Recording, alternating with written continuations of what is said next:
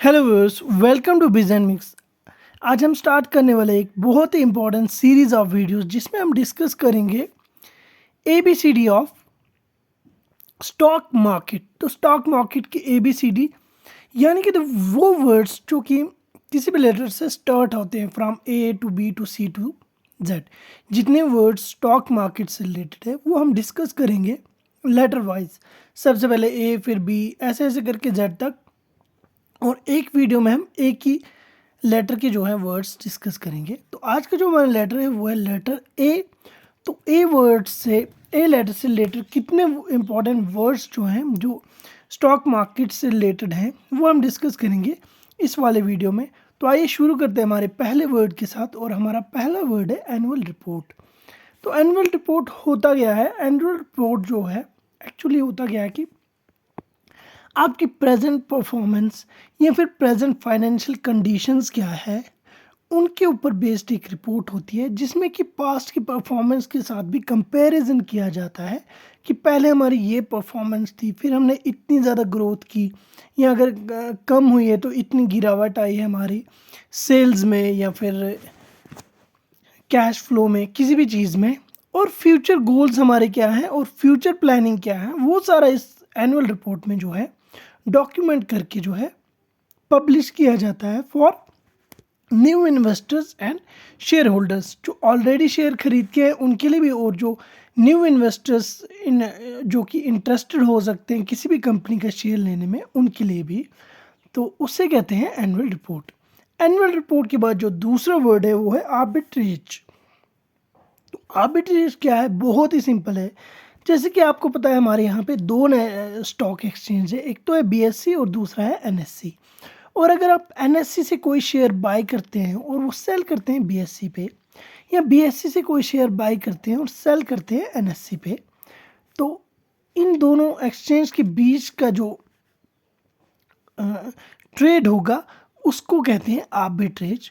और arbitrage strategy क्या होता है कि कभी ऐसा होता है कि बीएससी पे किसी शेयर का प्राइस कम चल रहा है, एनएससी पे ज़्यादा चल रहा है, तो आप जल्दी से बीएससी से खरीद के एनएससी पे बेच देते हैं और अपना प्रॉफिट जो है बुक कर लेते हैं, उसे कहते हैं आर्बिट्रेज स्ट्रैटेजी।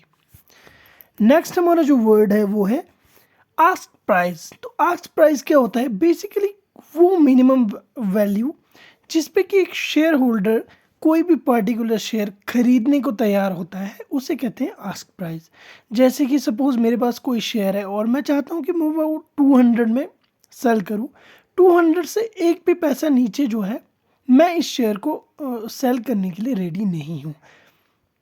अब सामने वाला बंदा है वो बोल रहा है कि मुझे चाहिए ही 295 में, तो उसे कहेंगे बीट प्राइस।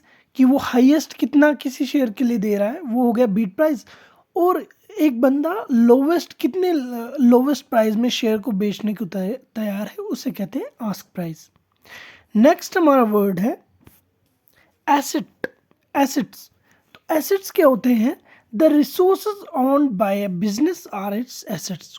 वो सारे रिसोर्सेज जो कि एक बिजनेस को, एक कंपनी को पैसा कमा के देते हैं, पैसे को ग्रो करते हैं कंपनी के, उन्हें कहते हैं एसेट्स। फॉर एग्जांपल कि उन्होंने एक डिपॉजिट करके रखा है बैंक में और बैंक से उनको इंटरेस्ट मिलता है, वो उनके लिए एक एसेट हो गया। या फिर उनके पास बहुत सारी बिल्डिंग्स हैं, मशीन्स पड़ी हुई हैं जिनकी कि लाखों में करोड़ों में कीमत है, वो उनके लिए एसेट्स हो गए। बहुत सारे कंप्यूटर्स हैं। तो ऐसे कोई भी रिसोर्सेज या बहुत सारा लैंड है उनके पास जो कि उनको पैसा कमा के देता है, तो इन सारी चीज़ों को जो है एसेट्स कहा जाता है। जो भी ऐसी प्रॉपर्टी है, जो भी ऐसी चीज़ें हैं जो कि किसी कंपनी को पैसा कमा के देती है, वो उसके लिए एसेट होगी। नेक्स्ट बात आती है एसेट एलोकेशन। तो एसेट जो होते हैं वो अब एक ही टाइप के तो होंगे नहीं, अलग अलग टाइप के होंगे। तो डिफरेंट टाइप के एसेट्स को जो है एक साथ मिला के एसेट एलोकेशन हो जाता है। सपोज कि किसी कंपनी की नेटवर्थ है 100 करोड़, तो 100 करोड़ का बिल्डिंग थोड़ी होगा उसके पास।